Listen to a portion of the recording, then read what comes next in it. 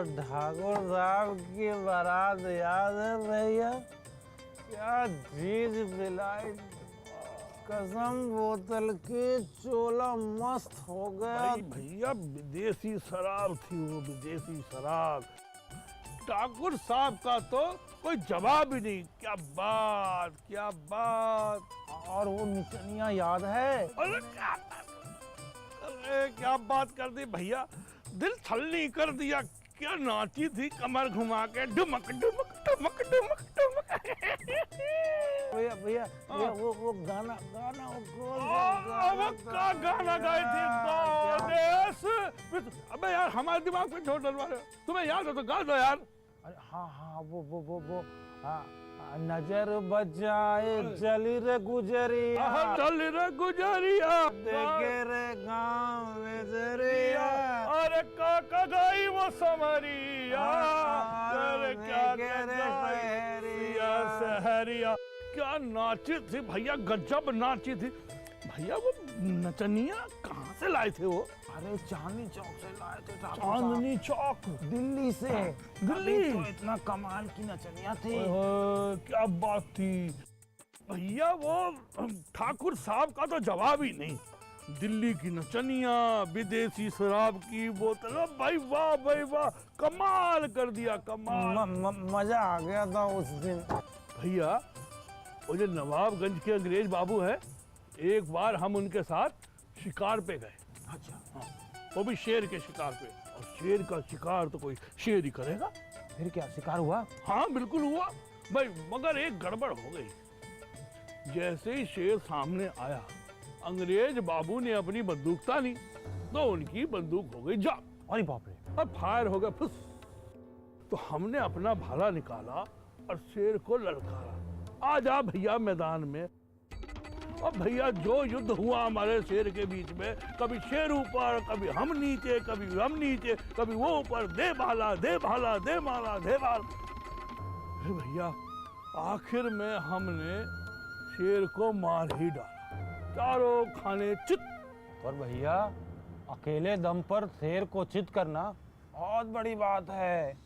हाँ भैया बात तो बहुत बड़ी है। जब 5 सेर दूध, आधा किलो देसी घी, शिलाजीत, अखरोट, बादाम, काजू, उसके ऊपर बादाम के तेल की मालिश। क्या शरीर था। मगर जुम्मन मियाँ, इस ताड़ी और शराब ने सब खत्म कर दिया। जुम्मन भाई कई बार तो मन करता है भैया इसको छोड़ ही दे, लेकिन ये तो छुटती नहीं। अरे छोड़ो भैया। हाँ एक शेर सुनो। सुनाओ। कि अपनी सुने कि किसी और की, अपनी सुने, अपनी सुने कि किसी और की, बड़ी उलझन है। सुने तो सुने किसकी? अच्छा उलझन है, सुने किस? बड़ी उलझन है बड़ी। कि सुने किसकी। और दिमागवा कहता है कि छोड़ दे, छोड़। दिमागवा कहता है कि छोड़ दे, लेकिन मनवा कहता है कि और पी और पी, और पी। ला भैया इसी बात पे कि बहुत हुआ तुम्हारा मुशायरा, सुन ली तुम्हारी शेरो शायरी। अब चलते बनो, शोर शराबा मत बचाओ। कमेटी वैसे ही जान के पीछे पड़ी है, दुकान आज बंद हो या कल। अरे गोली मारो कमेटी वालों को। हाँ गोली मारा कमेटी वालों को। ज्यादा भाषण वासन मत दो हमें। जिसे पीना है वो पिएगा। हाँ। और जिसे नहीं पीना है वो नहीं पिएगा। नहीं पिया।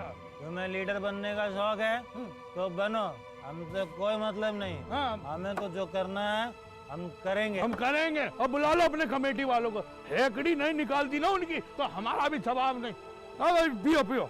हम तो पिएंगे हाँ। और झूमेंगे, क्योंकि चली रे गुजरिया रे, चली रे गुजरिया, और देखे रे सारा गाँव सहरिया। चल रे गुजरिया चल।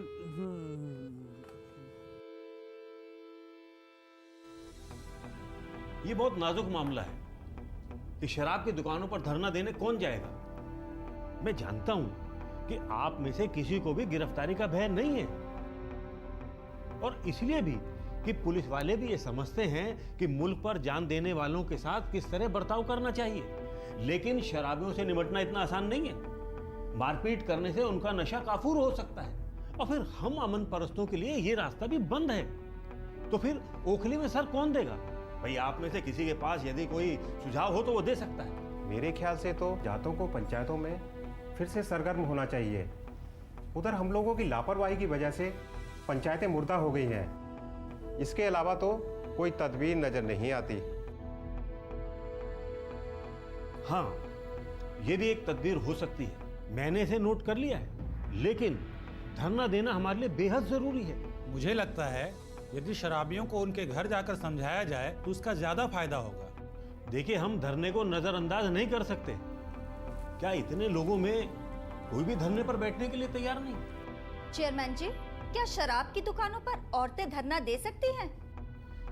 देखिए, महात्मा जी ने तो ये काम औरतों के ही सुपुर्द करने पर जोर दिया है, मगर तो इस काम के लिए आप मुझे भेज दीजिए।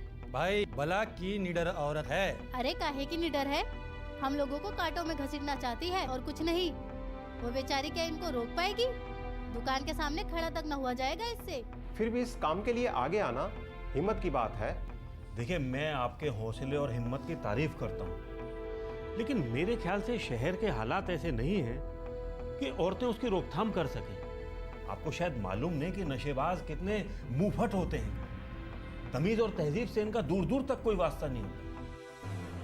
तो क्या आपको लगता है कि कोई ऐसा जमाना आएगा जब शराबी लोग इंसानियत और अखलाक के पैकर बन जाएंगे? ये हालत तो हमेशा ही रहेगी। आखिर महात्मा जी ने कुछ सोच समझकर औरतों को ये काम सौंपा है।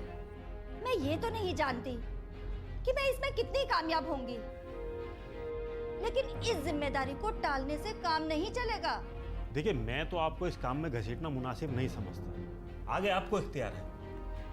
आप भरोसा रखिए चेयरमैन साहब, मैं आपके पास ये फरियाद लेकर नहीं आऊंगी कि फला आदमी ने मुझे मारा या गाली दी। मैं तो बस इतना जानती हूँ कि अगर मैं इस काम में कामयाब होती हूँ तो ऐसी औरतों की कमी नहीं रह जाएगी जो इस काम को मुकम्मल तौर पे अपने हाथों में ना ले सके। मैं चेयरमैन साहब से ये गुजारिश करूंगा कि मिसेस सक्सेना को ये काम सुपुर्द करने में तशद्दुद का अंदेशा है, तो ये काम आप मुझे सौंप दें। आप मेरी खातिर इस काम में हाथ ना डालें। मुझे सिर्फ 1 हफ्ते का मौका दीजिए।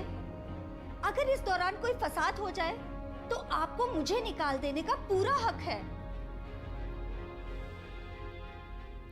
देखिए, मैं ये चाहता हूं कि जनाब जयराम इस काम को अपने हाथ में ले लें। मैं तहे दिल से आपका शुक्रिया अदा करता हूँ। जयराम साहब, आपने मेरे साथ बहुत बड़ी नाइंसाफी की है और इसके लिए मैं कभी आपको माफ नहीं करूंगी। आप लोगों ने आज ये एक नई मिसाल पेश की है कि मर्दों के ज़ेरे असर पे रहने वाली औरतें अपनी मुल्क की खिदमत भी नहीं कर सकती।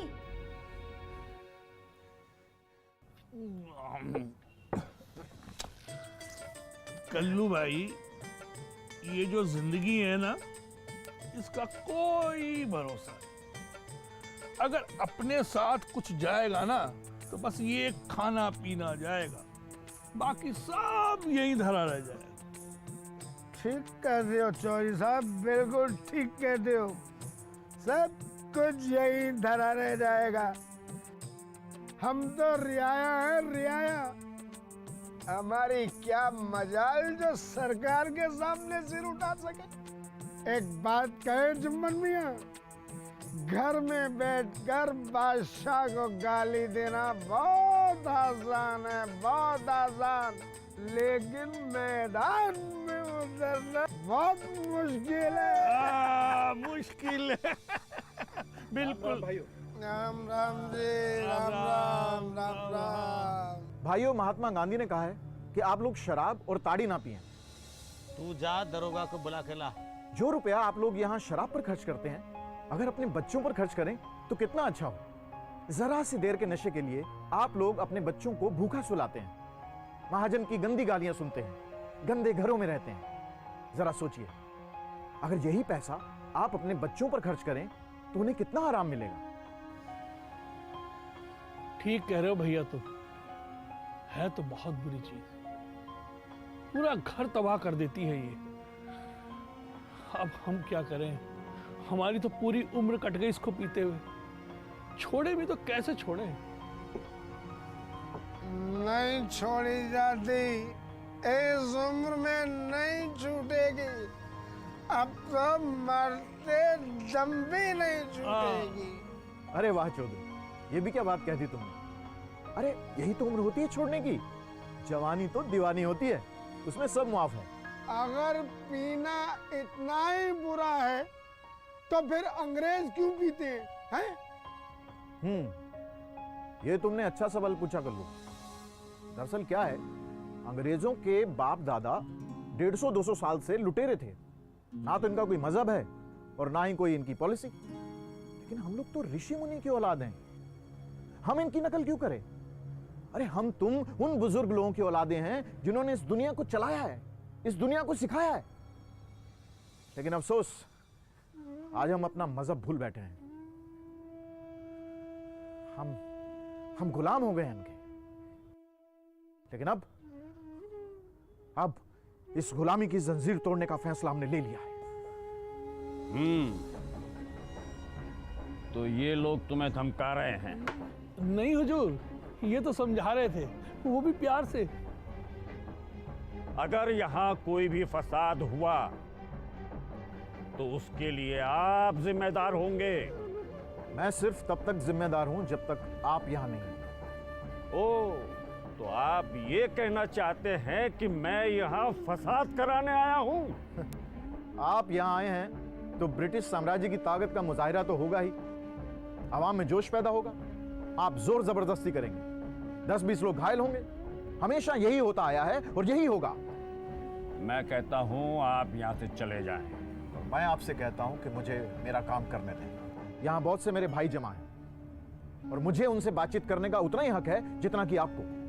अरे हजूर, इस तरह से तो मेरी सारी दुकान ही बैठ जाएगी। हाँ, 2-4 गुंडों को बुलाकर इन लोगों को भगा क्यों नहीं देते? मैं कुछ नहीं बोलूंगा। और हाँ, शाम को एक अच्छी सी बोतल भिजवा देना थाने में। कल पता नहीं क्या भिजवा दिया था, मजा ही नहीं आया। चलो। देखा कल्लू भाई, कैसे भड़क रहा था ये थानेदार। सरकार चाहती है कि हम खूब शराब पिए और कोई हमें समझाने भी ना आए। इस शराब का पैसा ही तो सरकार के पास जाता है। किसी न किसी बहाने से हमसे पैसा ऐंठना चाहती है सरकार। हाँ, तो फिर सोच क्या रहे हो? आखिर है तो ये बुरी चीज। बहुत बुरी चीज है भैया। महात्मा जी का हुक्म है तो छोड़ ही देते हैं। तो आज से शराब बंद, और जो पिए वो दोगला। ये हुई ना बात। आज से शराब की तौबा। मेरे साथ मिलकर बोलो, महात्मा गांधी की जय, महात्मा गांधी की जय, महात्मा गांधी की जय। बस ठीक इसी तरह अहिंसा के रास्ते पर चलकर ही स्वराज को हासिल किया जा सकता है। बस लोगों को इसी तरह प्यार से नशाखोरी के खिलाफ समझाते रहो। हम लोग भी यही चाहते हैं, लेकिन बात दरअसल ये है कि हम लोग आवाम को जगाना चाहते हैं। लेकिन सुनने में आया है कि कुछ लोग इसमें भी सियासत करने लगे हैं। हाँ, मुझे इसकी इत्तला है और गड़बड़ी फैलने का अंदेशा भी है। पर तुम खबरदार रहना और धीरज से काम लेना। जी, मैंने अपने सारे कार्यकर्ताओं को समझा दिया है। हमारे सारे वॉलंटियर्स आपके हुक्म के मुताबिक ही चलेंगे। आप बेफिक्र रहें, कोई गड़बड़ी नहीं होगी। बिल्कुल, और होनी भी नहीं चाहिए। देखो, अंग्रेजी हुकूमत भी यही चाहती है कि कोई गड़बड़ी फैले जिससे वो हमारे मूवमेंट को गलत साबित करके हम लोगों को जेल में डाल सके। दुरुस्त फरमाया आपने। मैं आपसे वादा करता हूं कि हम अपनी तरफ से पूरी एहतियात बरतेंगे। मेरी शुभकामनाएं तुम्हारे साथ हैं। भारत माता की जय। भारत माता की जय। अब स्वराज दूर नहीं, हिंदुस्तान आजाद होकर रहेगा। इस मुल्क का हर बाशिंदा अब हमारे साथ है। मुझे तुम पर फख्र है जयराम, मगर मेरी एक बात का ख्याल रखना कि नशाखोरों को प्यार से समझाओ, उन्हें उनकी जिम्मेदारी का एहसास दिलाओ। अरे जब हम ही लोग होश में नहीं रहेंगे तो दूसरे लोग तो फायदा उठाएंगे ही ना।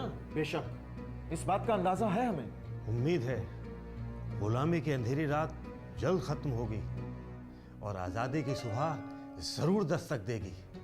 वंदे मातरम, वंदे मातरम, वंदे मातरम। कमेटी में तो मैं शामिल हो गया हूं। चेयरमैन साहब भी मेरे काम से खुश हैं और दूसरे मेंबर भी मेरी बातों को अहमियत देते हैं। मुझे भी अपने काम से खुशी मिलती है। शराब की दुकानों पर जाकर लोगों को शराब छोड़ने के लिए मनाना कोई आसान काम नहीं था, पर यह हुआ। शुरुआत तो हुई, धीरे धीरे और भी लोगों पर इसका असर होगा। हमारा मूवमेंट आगे बढ़ेगा, मुल्क आजाद होगा। ये सब तो ठीक है, लेकिन मेरी पत्नी ही मुझ पर यकीन नहीं करती। पता नहीं क्यों उसे लगता है कि मैं राजनीति के जंजाल में फंस गया हूं। लोग मेरा इस्तेमाल कर रहे हैं, मेरे भोलेपन का नाजायज फायदा उठा रहे हैं। और तो और उसे तो यह भी लगता है कि मैं मिसेस सक्सेना की तरफ आकर्षित होने लगा हूं। उसे मुझ पर शक है। हाँ, अब मैं उसे कैसे समझाऊं? कैसे समझाऊं कि मुझे सिर्फ अपने मुल्क से मोहब्बत है और मैं अपने मुल्क को आजाद देखना चाहता हूं। मैं कैसे समझाऊं अपनी बीवी को कि मैं उसके साथ धोखा नहीं कर रहा हूं, मुझे वो गलत ना समझे। अगर उसके दिमाग में शक का जहर घुल गया है, उसे मेरी हर बात झूठी लगती है, मेरी हर एक सफाई उसे बहाना मालूम होती है। खैर, मुझे यकीन है कि वक्त के साथ साथ सब कुछ ठीक हो जाएगा और उसे अपनी भूल का एहसास होगा।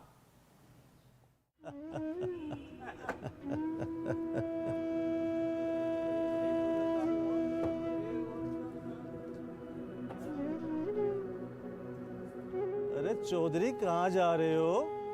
कहीं नहीं चचा, बस ऐसे ही टहलने जा रहा था। आज पियोगे नहीं? नहीं चचा, बस मैंने अब शराब छोड़ दी है। कसम खा ली, इसको हाथ नहीं लगाऊंगा। शाबाश, बहुत अच्छा काम किया तुमने। चाचा, ये शाबाशी देने से काम नहीं चलने वाला। तुमको भी ये शराब आज ही छोड़नी पड़ेगी। आज तो पी लेने दे चौधरी, कसम खा के कहता हूँ, कल से इधर पाँव नहीं धरूंगा। कल से क्यों चचा, आज से ही क्यों नहीं? फेंक दो शराब को। लेकिन क्या? जितनी बची है ना, उसके पैसे मुझसे ले लो और घर जाओ, उससे अपने बच्चों के लिए मिठाई और खाना लेके चले जाना। लो, तुम भी क्या कहोगे? अब तो खुश हो ना? खुश क्यों नहीं होऊंगा? आपने मेरे कहने से इतना बड़ा काम जो कर दिया। हाँ भाई, काम तो अच्छा है, ये सिर्फ तुम्हारी वजह से मुमकिन हो पाया है। मगर चचा, आज के बाद शराब तो नहीं पियोगे? नहीं पीऊंगा चौधरी, पर अगर तुमने शराब पी तो मैं फिर से पीना शुरू कर दूंगा। ना चाचा ना, मेरी तौबा तौबा तौबा, मैं तो उसको हाथ भी नहीं लगाऊंगा। ये तो अच्छा खासा घर बर्बाद कर देती है। बहुत अच्छे। देखा आप लोगों ने, अभी अभी इन लोगों ने शराब से तौबा कर ली, उससे हमेशा हमेशा के लिए अपना नाता तोड़ लिया। क्या आप लोग इन लोगों को ये बाजी जीत जाने देंगे? हम पीते हैं, तुम्हें इससे क्या मतलब? हमारे पास भीख मांगने तो नहीं आते। मुझे एक बात बताओ, अगर मैं अपने घर को आग लगाऊं तो क्या तुम मेरा हाथ नहीं पकड़ लोगे? मुझे इसमें बिल्कुल भी शुबा नहीं है। आप सिर्फ मेरा हाथ ही नहीं पकड़ लेंगे, बल्कि मुझे जबरदस्ती वहां से खींचकर दूर ले जाएंगे। जुम्मन मियां, पटक दो अपनी बोतल और तौबा कर लो शराब से। बोतल क्यों पटक दूं? पैसे नहीं दिए क्या मैंने? साहब, ये लोग ऐसे नहीं मानने वाले। ये अपनी जान दे देंगे मगर शराब नहीं छोड़ेंगे। बस एक ही तरीका है इन लोगों के लिए, आप पुलिस बुलाइए और इनको हुड़की दिलवा दीजिए। देखिए, कल से ही आना बंद कर देंगे। इससे तुम्हें क्या मतलब चौधरी साहब? तुम क्यों बीच में कूद रहे हो? मैं तो इन बाबूजी से बात कर रहा हूँ, और तुम कौन होते हो बीच में बोलने वाले? मैं तुम्हारी तरह नहीं हूँ कि बोतल पटक कर अपनी वाहवाही करवाऊं और कल फिर मुंह पर कालिख लगवा कर घर पर मंगवा कर पीऊं। नहीं जुम्मन मियां, आप शराब छोड़ना नहीं चाहते, इसीलिए ये तोहमत लगा रहे हैं मेरे ऊपर। भाई, हम तो जब भी छोड़ेंगे सच्चे मन से छोड़ेंगे। इसके बाद चाहे कोई लाख रुपए भी दे, इसकी तरफ आंख उठाकर भी नहीं देखेंगे। मुझे तुमसे यही उम्मीद है। तो तुम क्या समझते हो, मैं कल फिर पीने आऊंगा? हाँ हाँ कहता हूँ, आओगे और यकीनन आओगे। कहो तो पक्के कागज पर लिख कर दूं। ठीक है जुम्मन मियाँ, आप पारस होंगे और मैं गुनहगारी। मेरे बारे में तो बता दिया, अपने बारे में भी तो बताओ। तुम तो शराब उस दिन छोड़ोगे जिस दिन ये आपकी जिंदगी ले लेगी। मेरे दिल का हाल तुम क्या जानो। तुम्हारा पाला अब तक ऐसे वैसे बेशर्मों से पड़ा होगा, किसी हयादार आदमी को तुमने देखा ना होगा।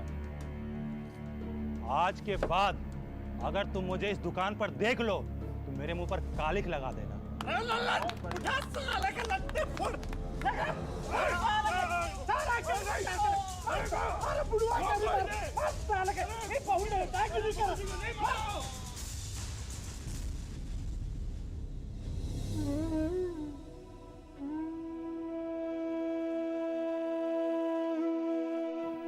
अरे सुधा जी, आइए आइए बैठिए। आपको काफी चोट आई है और इसका सारा इल्जाम मुझ पर है। नहीं नहीं, ऐसी कोई बात नहीं है। चोट ज्यादा नहीं आई है, बस पट्टी बांधकर लोगों ने मुझे जख्मी बना दिया है। मुझे इस तरह आपको वहां नहीं जाने देना चाहिए था। सुधा जी, मुझे तो लगता है कि आपका वहां जाना मुनासिब नहीं है। मेरी आपसे दरख्वास्त है कि आप वहां ना जाएं। लेकिन मुझे भी जाने की इजाजत मिल गई है।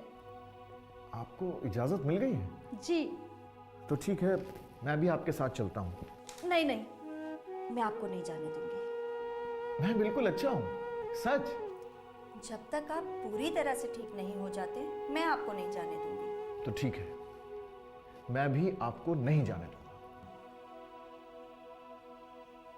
आप भी दूसरे मर्दों की तरह खुदगर्ज निकले, औरतों को कोई मौका ही नहीं देना चाहते। कम से कम देख तो लीजिए कि मैं कुछ कर भी सकती हूँ कि नहीं। ठीक है सुधा जी, जैसी आपकी मर्जी। शुक्रिया।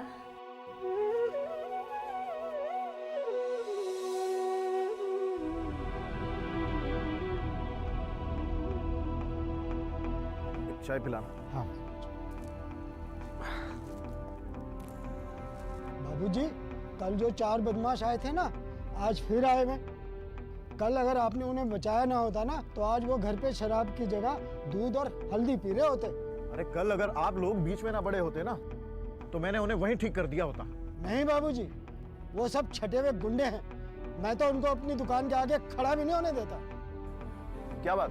वो कुछ नहीं, बस सुधा जी आदमियों को समझा रही हैं। बस इतना ही? लेकिन मुझे ऐसा लगता है सुधा जी का ऐसे लोगों के सामने जाना अच्छा नहीं है। अरे साफ साफ बताओ क्या बात है?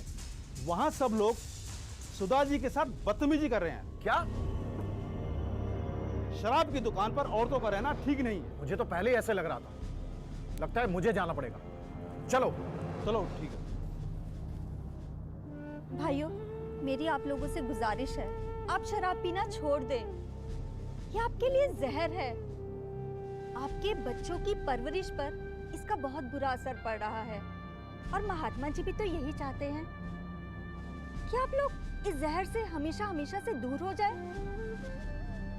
मैं आपसे कुछ नहीं चाहती, सिर्फ इतना चाहती हूँ कि आप इस जहर को हमेशा हमेशा के लिए छोड़ दें।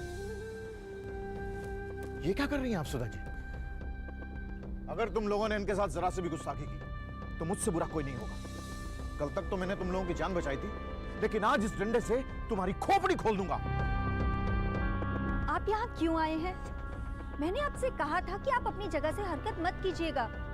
आपकी तबीयत अभी ठीक नहीं है। लेकिन सुधा जी, यहाँ आपको मेरी जरूरत है। लेकिन मैंने तो आपसे कोई मदद नहीं मांगी है। लेकिन मैं यहाँ आपकी मदद के इरादे से नहीं आया। यहाँ एक जरूरी काम से आया था। देखा यहाँ भीड़ लगी है। मेरे ख्याल से आपको यहाँ से चलना चाहिए। मैं कमेटी में इल्तिजा पेश करूंगा कि इस काम में सिर्फ और सिर्फ मर्दों को ही भेजना चाहिए।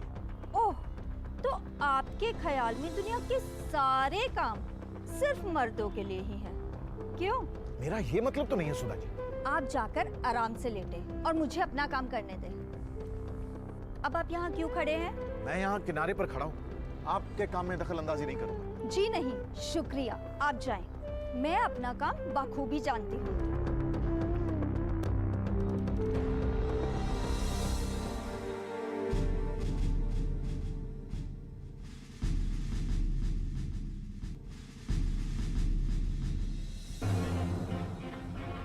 वहाँ कोई नई बात हो गई है? क्या हुआ है वहाँ? मैं कुछ नहीं जानता, मुझसे कुछ ना पूछिए। क्या फिर से कोई छेड़खानी हुई वहाँ? कोई छेड़खानी तो नहीं हुई, बस एक आदमी ने सुधा जी को धक्का दे दिया था। क्या? जिस कारण वे गिर पड़ी। तो उनके रजाकार क्या कर रहे थे? खड़े हैं बस, सुधा जी उन्हें बोलने ही कहाँ देती हैं। ज्यादा चोट तो नहीं आई? जी हाँ, घुटनों पर चोट आई है। वो लोग बैठकर शराब पी रहे थे, खत्म हो गई तो दुकान पर लेने गए। सुधा जी ने उनका रास्ता रोकना चाहा तो उन्होंने सुधा जी को धक्का दे दिया। ये कल वाले उन 4 लोगों की हरकत है। आओ चल करते हैं। मुझे इस चोट की परवाह नहीं। हम ये शराब का ठेका बंद करवा कर रहे। अरे पानी लाओ।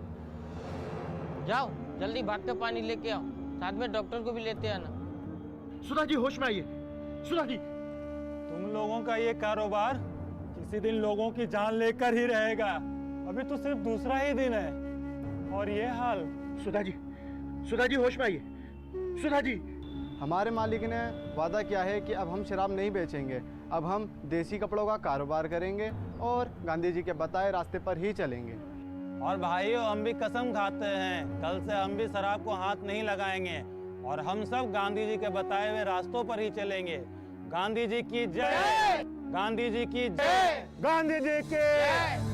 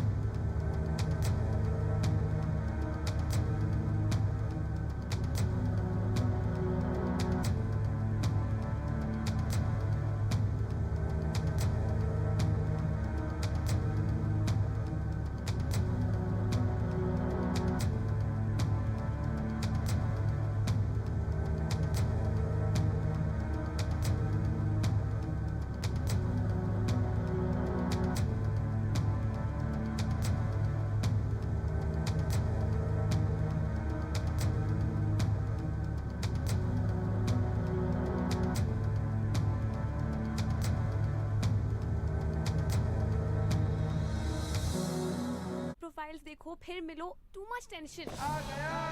शादी